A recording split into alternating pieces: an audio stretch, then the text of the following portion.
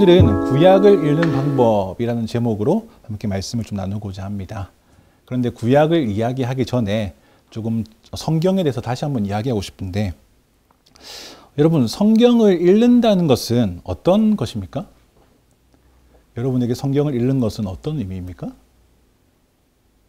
그냥 성경에 적힌 텍스트를 더듬지 않고 한 방에 읽어가면 성경을 제대로 잘 읽은 것입니까? 여기에는 당연히 아니겠죠. 왜냐하면 우리 성경을 읽는다는 것은 그저 텍스트를 읽는 행위 자체가 끝이 아니기 때문에 그렇습니다. 사실 그렇게 되면 우리는 성경을 읽었다는 성취감만 느낄 뿐 다른 것을 건질 수 없는 것이죠. 그런데 때로는 우리가 이상하게도 성경을 읽을 때 내가 성경을 읽었다라는 성취감만으로 만족하는 경우가 또 종종 있습니다. 대개는 신약보다 구약을 읽을 때 그런 경험을 조금 하는 것 같은데, 오늘 결심한 분량을 다 채우기 위해서 그 분량에 있는 속한 글자들을 빠짐없이 다 읽어가는 것으로 기뻐하는 상태, 그것이 우리 가운데 좀 종종 발견될 수 있는 어떤 성경 읽기, 성경을 묵상하는 상태와도 같다는 것입니다.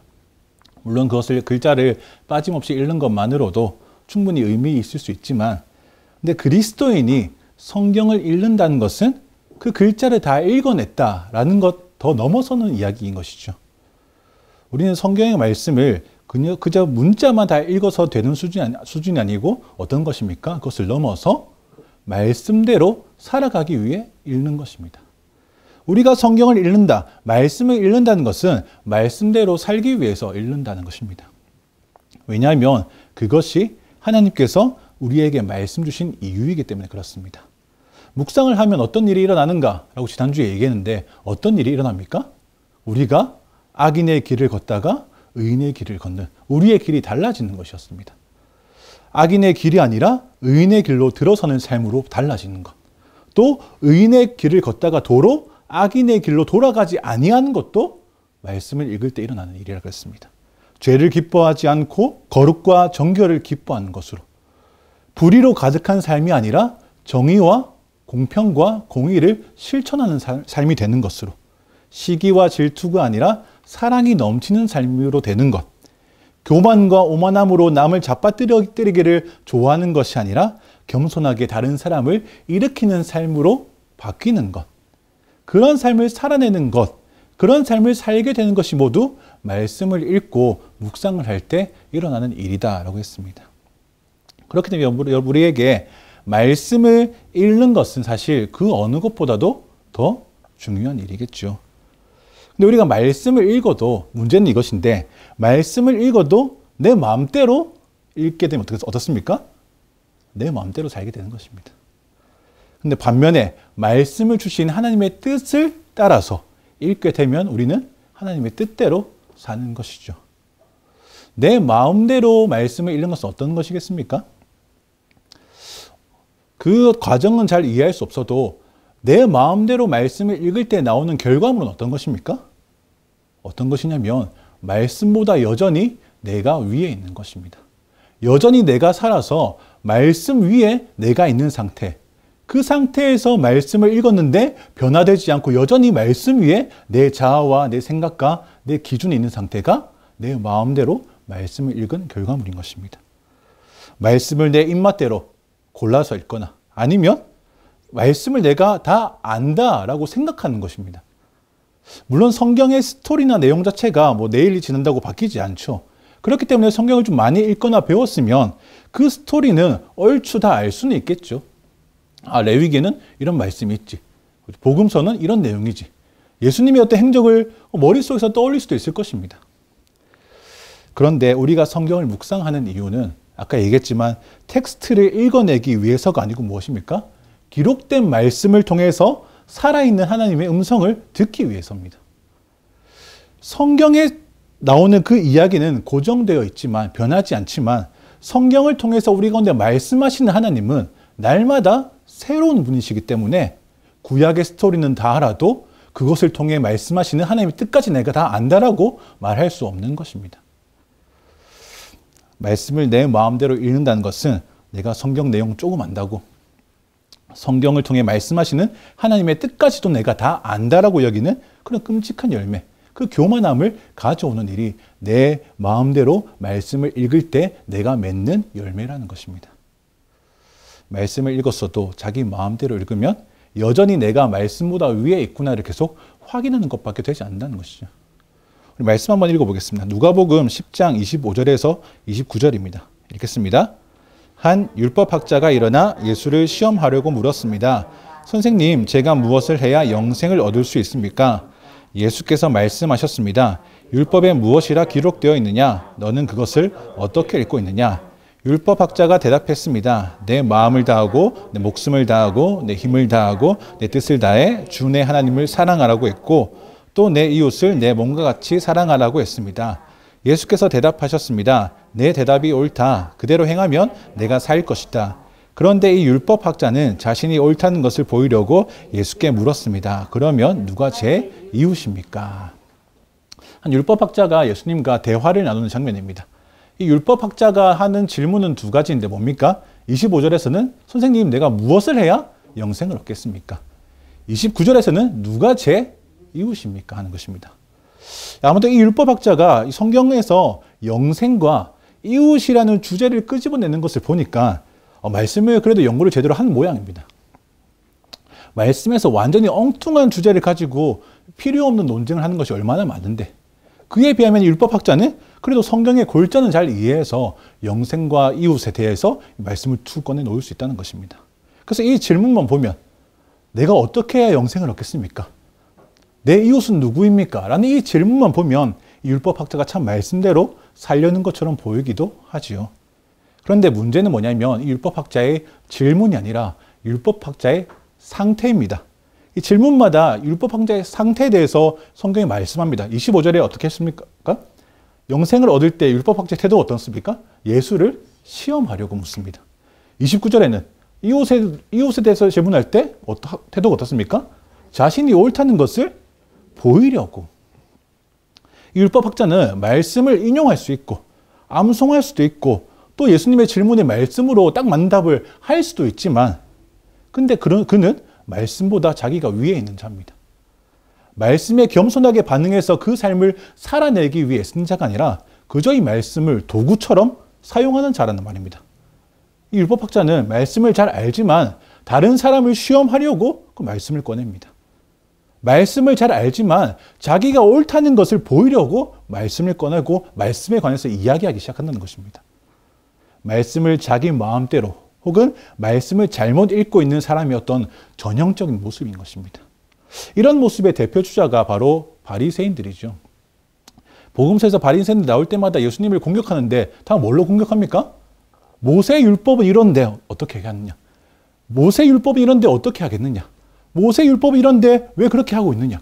다 말씀을 끄집어 가지고 창과 칼처럼 예수님을 찌르려고 툭툭 던진다는 말입니다.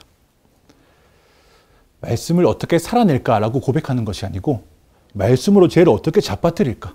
말씀으로 죄를 어떻게 좀 고발할까? 말씀으로 죄를 어떻게 좀 부셔버릴까? 라고 고민해서 답을 찾아서 말씀을 던지는 자들이 이 바리새인들이라는 것입니다. 말씀을 가지고 자기를 돌아보고 자기를 바라보지 못하고 남을 정죄하는 데 쓰고 시험하게 하는 데 쓰고 아니면 자기의 이익을 쟁취하는 데만 사용하게 하는 것. 이것이 말씀을 자기 마음대로 읽고 자기 마음대로 사용하는 자들의 모습이라는 것입니다. 그럼 말씀에 진정으로 반응할 때는 사실은 절대로 그런 모습을 보일 수가 없는 것입니다. 말씀 가지고 기고만장해질 수 없다는 것입니다. 왜 그렇습니까? 우리가 말씀, 특별히 율법학자의 질문, 무엇을 해야 영생을 얻을 수 있는가? 라는 이 질문을 우리도 툭 던질 때가 있죠. 구원을 어떻게 받는가? 근데 우리가 이것에 대해서 말씀 따라서 고민하고 답을 찾으려 하면 할수록 우리는 어떻습니까? 답을 찾을 수 없게 됩니다. 아, 죄인인 우리가 구원받기 위해서 내가 스스로 뭔가를 할 수 있는 것이 없구나. 어떻게 해야 내가 구원받지?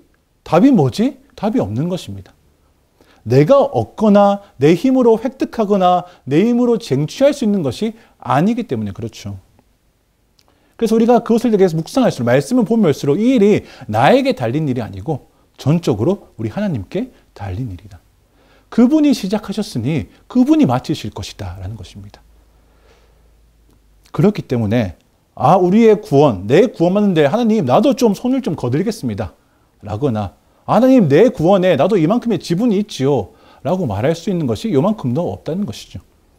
우리가 할 일은 무엇입니까? 그저 겸손하게 우리에게 구원 주신 하나님께 감사하고 또 그 이름을 찬송하고 예배하고 경배하는 것만 우리에게 있다는 말입니다. 그리고 이어서 우리가 구원받았으면 구원받은 내가 어떻게 가만히 있겠나. 이것 들고 가서 이 기쁜 소식을 이웃에게도 전하고 여기도 전하고 저기도 전해야지. 그리고 이웃을 섬기는 일에도 동참해야지. 내가 내 가진 것을 통해서 이렇게도 섬기고 저렇게도 섬기고 저렇게도 섬겨야지. 라고 아무리 잘 해보려고 애써도 어떻게 됩니까? 불사 나에게는 그 일을 감당할 만한 사랑이 또 없구나 라는 것을 알게 되는 거죠. 뭔가 잘 섬겨서 하나님의 사랑을 막 보여주고 싶은데 나만 보면 사람들이 다 하나님의 사랑을 느껴서 그렇군요 라고 하고 싶은데 정작 내가 그 일을 감당할 사랑이 없다는 것입니다. 그래서 결국 아까 영생을 얻는 일에 돌아와서 이 일조차도 구원받은 자로 살아가는 그 어떤 삶을 영위하고 유지하는 이것조차도 내 힘으로 제대로 할 수 없구나를 깨닫는 것이죠. 근데 이것은 우리에게 무력감으로 작용하는 것이 아닙니다. 할 수 있는 일이 없네. 나 아무것도 못하네. 무력해.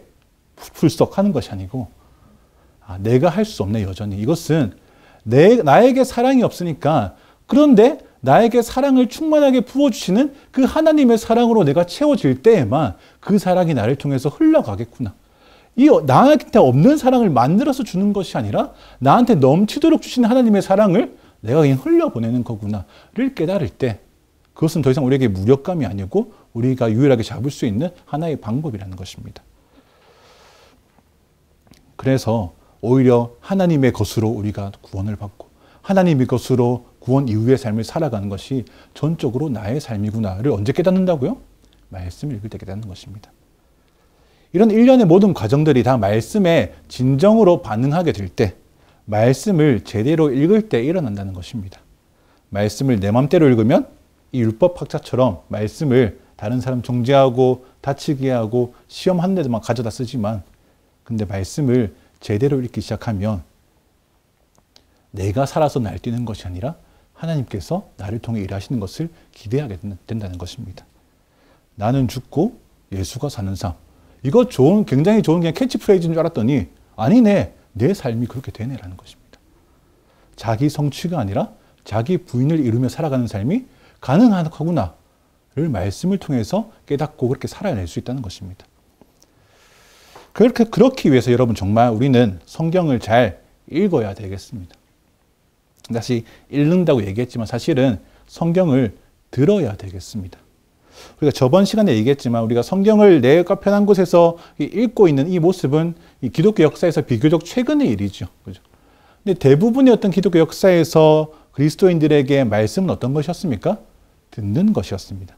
성경은 오랜 시간 동안 듣는 책이었습니다. 그래서 듣는 것이 이 그리스도인의 기본 자세인 것입니다.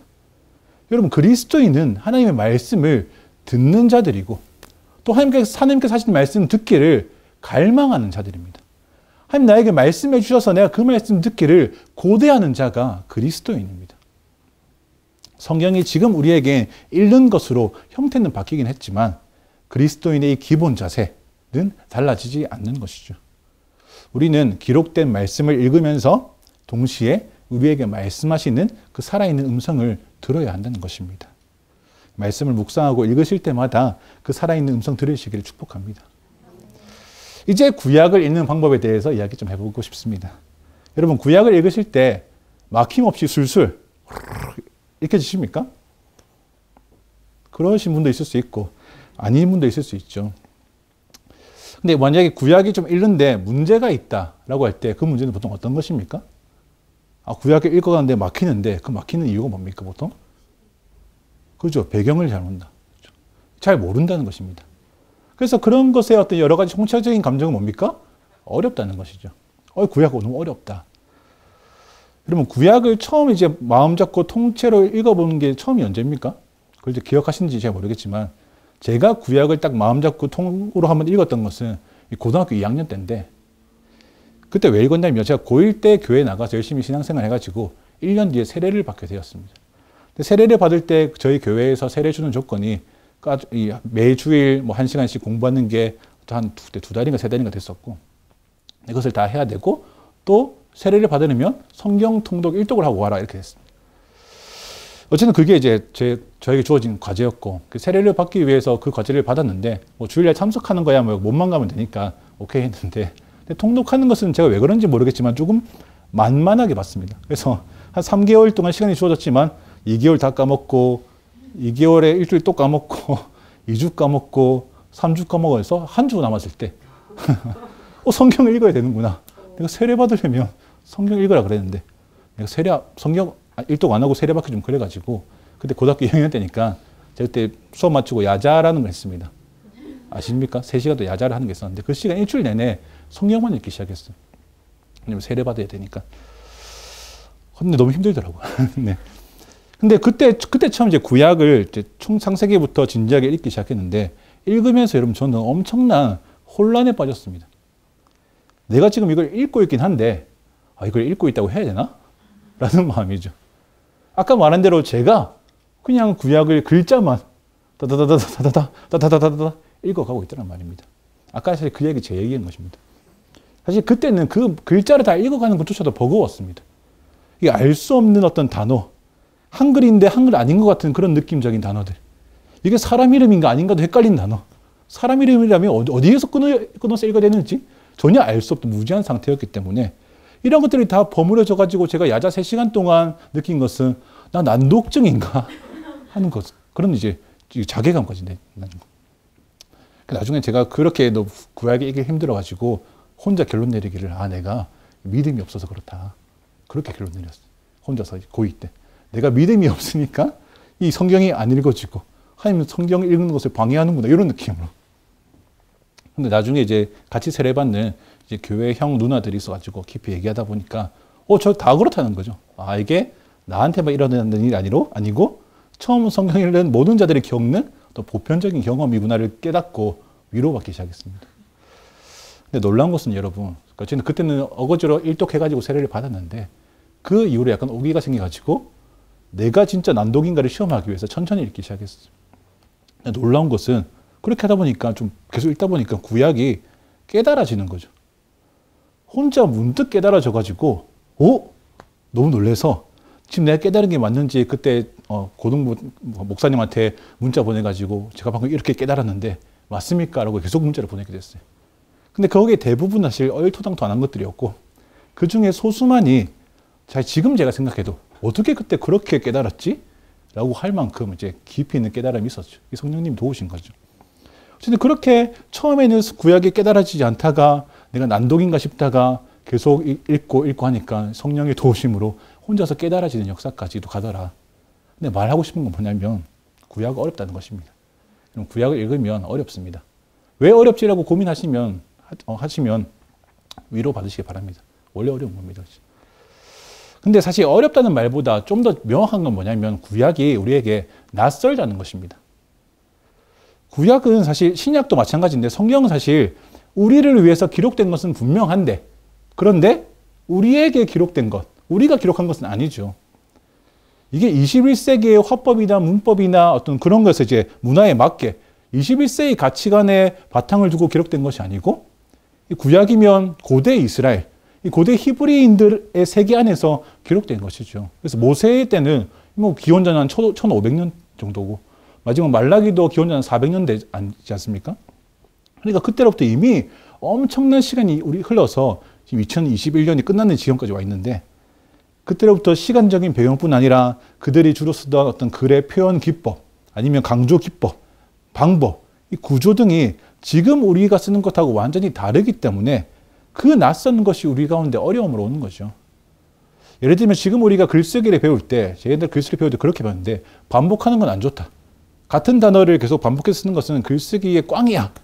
그래서 그때부터 같은 단어를 쓰지 않기 위해서 막 이렇게 애를 쓰고 했는데, 근데 성경에는 반복하는 것이 넘쳐납니다. 이걸 또 반복한다고? 단어뿐 아니라 사건도 반복되고, 이 반복이 아주 성경에서 가장 많이 나오는 어떤 표현 기법 중에 하나인데 너무너무 중요하다는 것을 말하고 싶은 거죠. 그런 것처럼 우리가 지금 생각하는 것과 이 성경이 쓰여진 어떤 그 화법은 좀 다른 것이죠. 또 성경에는 문단을 나누는 특별한 구조가 있어가지고 그 구조를 따라서 핵심이나 메시지가 더 선명하게 보이는 것들도 많이 있습니다. 또 아까 얘기했던 것처럼 구약의 여러 가지 시대적 배경이 있죠. 야곱과 어떤 그 시대 모세와 아브라함의 시대는 우리와 너무 다르고 또 이사야와 예레미야 시대도 우리랑 너무 다른 것입니다. 족장들이 속한 세계나 문화가 있고 예언자들이 속한 세계나 문화가 있는데 근데 그것을 읽은 1차 독자인 이스라엘에게는 너무 자연스러운 것이어서 당연하게 받아들여졌지만 근데 그게 너무 당연해서 21세기에 사는 우리에게는 설명해 주지도 않는 그런 여러 가지 이제 배경들이 있는 것입니다. 예를 들면 아브라함이 아내가 죽었을 때 매장재를 구입하기 위해서 이제 아벨라 굴을 계속 이제 엄청 많은 노력을 통해서 이제 구입하려고 하죠. 그때 햇 사람들은 뭐 돈을 줍니까? 쓰고 싶은데 쓰십시오. 하지만 아브라함은 어떻게든지 돈을 지불해서 가지려고 합니다. 근데 이것이 족장시대의 어떤 장래 문화를 조금 더 깊이 알면 그것이 얼마나 깊은 어떤 이 은혜를 가지는 일인지를 알 수 있는데 그것을 모른 채 하면은 우리의 생각 안에서 좀 그것이 좀 다르게 이야기될 수 있는 것이죠. 또 성경에서는 우물에서 굉장히 많은 일이 일어나죠. 아브라함의 종이 리브가를 만난 것도 우물이고 야곱과 라헬도 우물에서 만나고 모세가 십보라도 우물에서 만나는 것. 그래서 우물에서는 참 많은 일들이 일어납니다. 심지어 신약에서 사마리아 여인과 예수님이 대화한 곳도 우물가죠. 그래서 성경에서 우물은 좀 특별한 장소가 되는데 그런 것도 어떤 시대적인 배경 안에 좀 깔려 있다는 것입니다.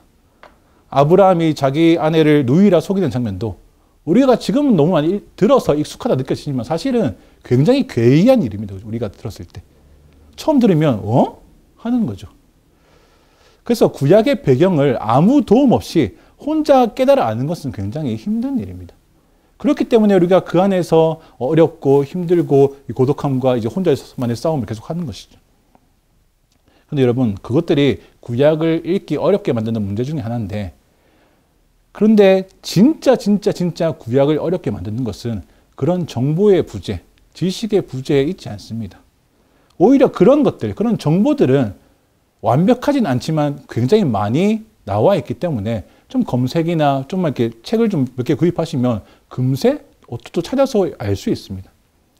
그런 정보의 어떤 부재가 성경을 읽는데 굉장히 문제가 되는 것보다도 진짜 문제가 되는 것은 뭐냐면 구약을 대하는 우리의 자세입니다.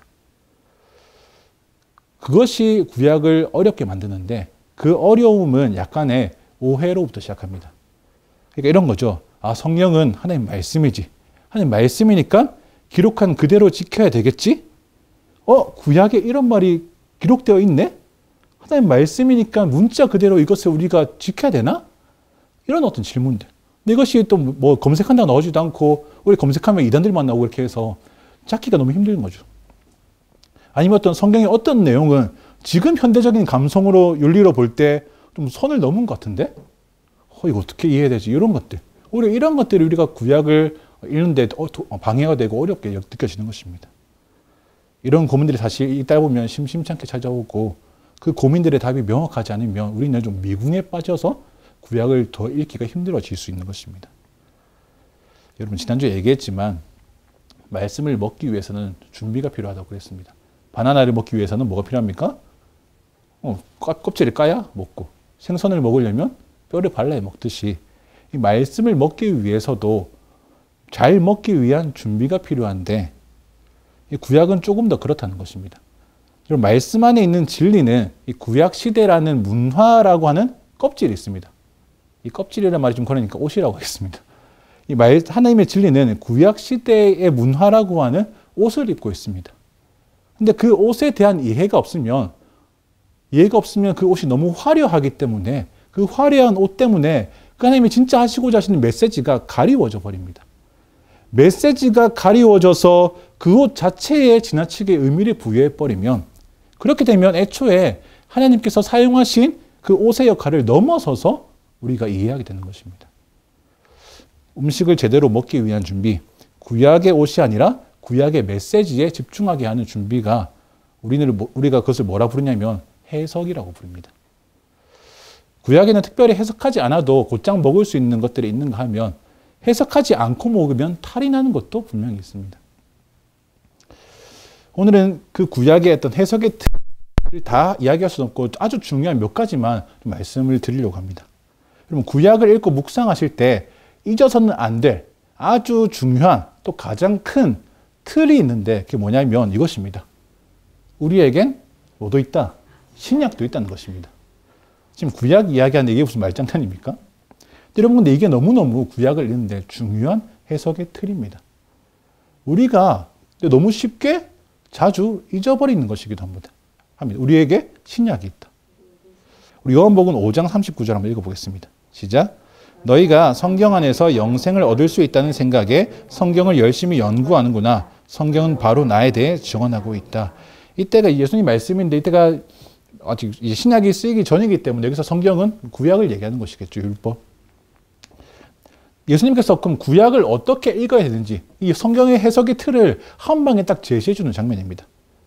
우리가 성경을 볼 때 뭔가 위로를 얻고자 아니면 인생이 좀 답답한 문제들에 대한 답을 좀 얻고자 라고 이제 그것들을 얻기 위해서 성경을 읽을 수도 있겠지만, 그런데 성경은 특히 구약은 그 기록 목적이 뭐냐 하면 하나님께서 구약을 주신 많은 이유가 있겠지만 그 모든 이유를 아우르는 하나의 목적은 바로 뭐다? 예수 그리스도를 증언하기 위한 것입니다. 그래서 구약을 해석하는 가장 절대적인 틀은 무엇이다? 예수 그리스도에 있다는 것입니다. 구약의 많은 부분들이 하나님께서 죄 문제를 어떻게 해결해 주실지, 또 그 죄 문제를 해결하실 메시아가 이 땅에 어떻게 오실 것인지, 또는 예수 그리스도가 이 땅에 오셔서 하실 일들이 무엇인지, 혹은 예수 그리스도 그 자체를 보여주고자 하는 것이 이 구약이라는 것입니다. 구약을 처음 받았던 고대 이스라엘에게는 신약이 없었기 때문에 그들의 받은 말씀이 전부가 되어서 그리스도의 그림자만 바라보는 상황이었다면, 그런데 지금 우리는 참 감사하고 복되게도 그 모든 약속과 예언과 그림자들의 성취인 예수 그리스도를 알고 있습니다. 그래서 우리는 신약을 가지고 있기 때문에 거꾸로 구약을 읽을 때 신약을 가지고 읽으셔야 되는 것입니다. 구약을 읽을 때 예수님 안에서 성취된 것들을 기억하면서 읽으셔야 된다는 것입니다. 그렇지 않으면 마치 우리가 신약이 여전히 없고 구약밖에 여전히 없는 것처럼 읽으면 우리는 굉장히 엉뚱한 길에 빠지게 될 것입니다. 예를 들어 여러분, 구약에서 아주 중요한 소재인 성전만 보아도 구약에서 건물 성전의 목적과 기능은 참 성전 되신 예수님께서 이 땅에 오심으로 완전히 성취되었죠. 그래서 이제 더 이상 신약 시대에 이 건물로서의 성전은 그 기능을 다 했다는 말입니다. 그런데 구약을 읽다가 우리가 또 이 모세의 성막과 솔로몬의 이 성전에 너무 감복해서 이 감동한 나머지, 아 그래, 하나님께서 성전 짓기를 기뻐하시는구나.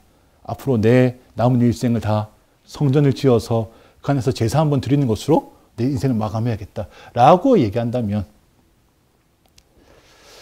딱 하는 것입니다. 정말 열왕기상만 죽으라 읽었거나 아니면 예수님을 인정하지 않거나겠죠. 우리는 성전이라는 본문이 나오면 그 성전이라는 단어에 지나치게 마음을 뺏기지 않아야 될 것입니다. 신약에서 성전이 어떻게 해석되었는지를 같이 이해하는 힘이 분명히 우리 가운데 있어야 됩니다. 이것이 사실 단번에 이루어지지 않고 좀 시간이 걸리는 일이긴 한데, 그런데 반드시 그렇게 되셔야 되겠습니다.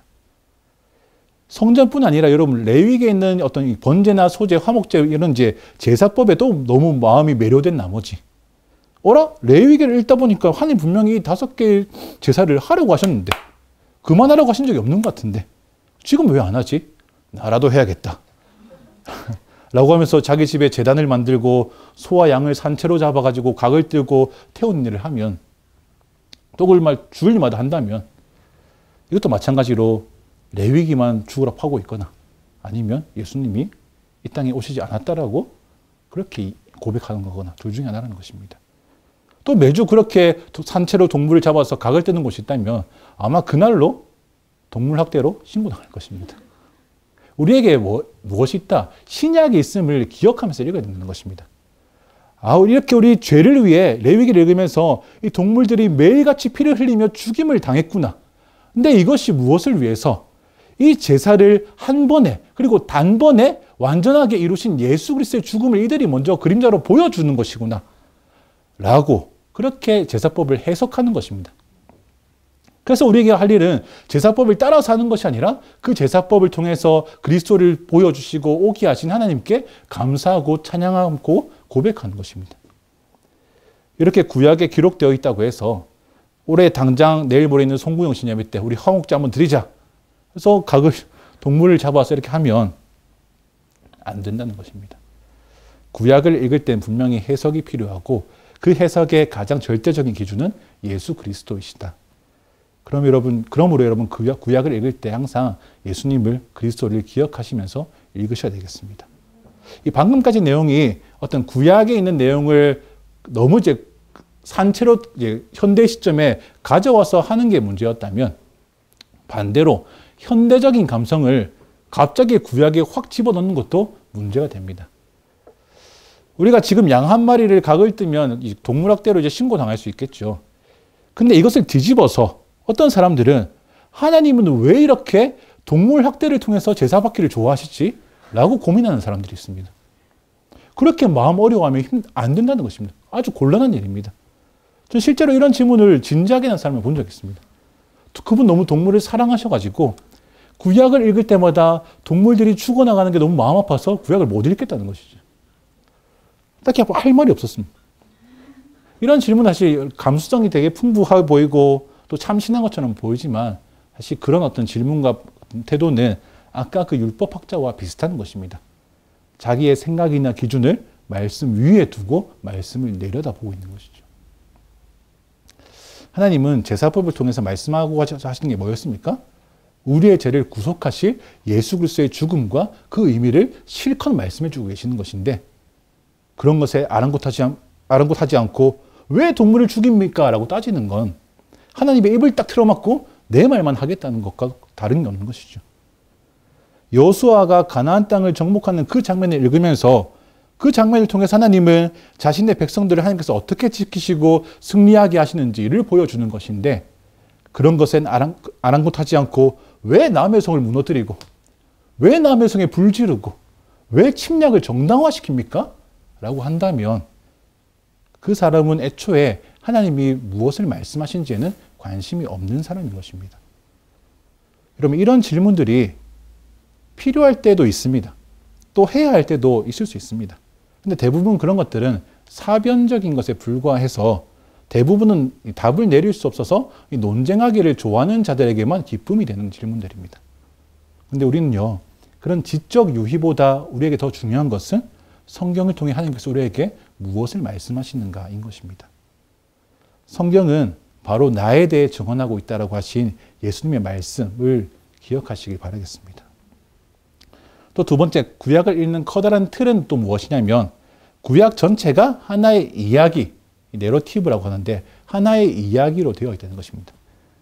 아담부터 시작해서 다윗 왕조에 이르기까지 전체가 이야기로 되어 있고 다윗 왕조가 망해서 포로로 잡혀가는 그 모든 것도 이야기로 되어 있습니다.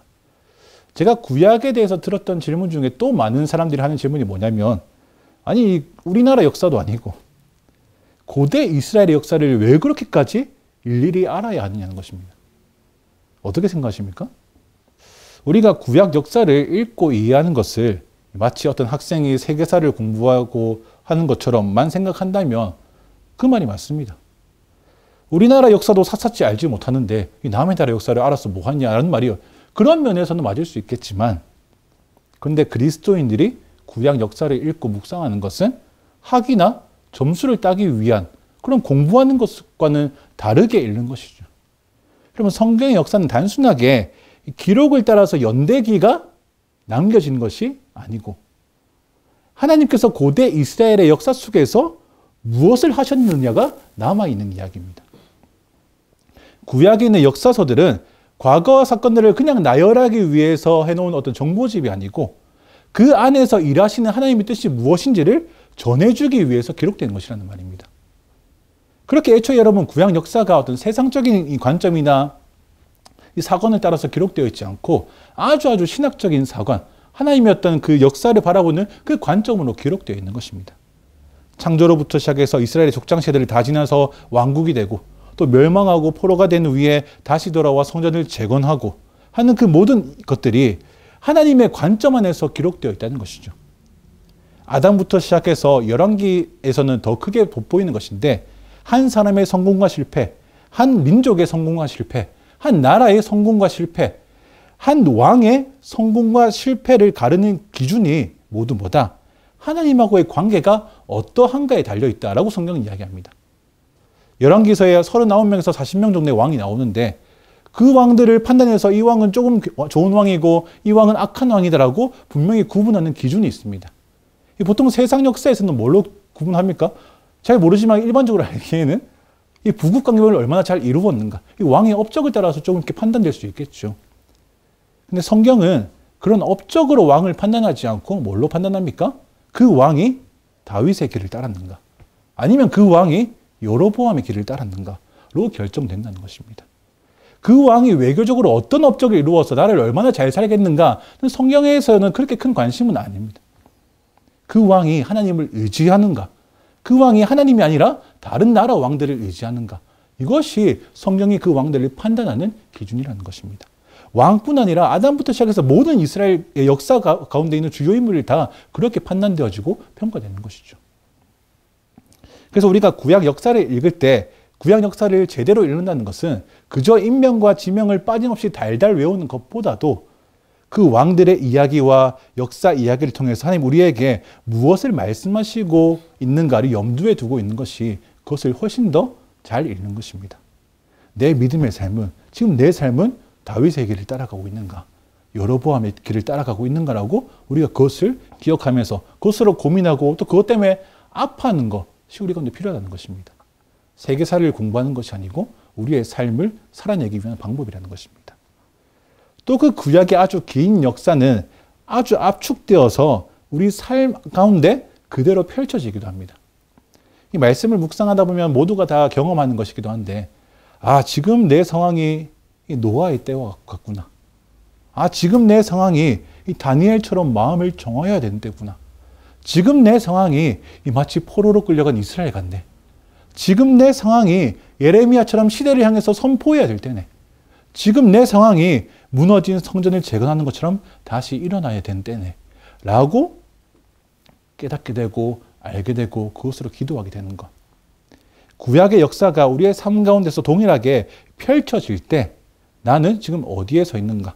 하나님께서 나에게 무엇이라 말씀하시는가에 귀 기울이면서 그렇다면 내 다음 스텝은 뭐지? 라고 알게 되는 것.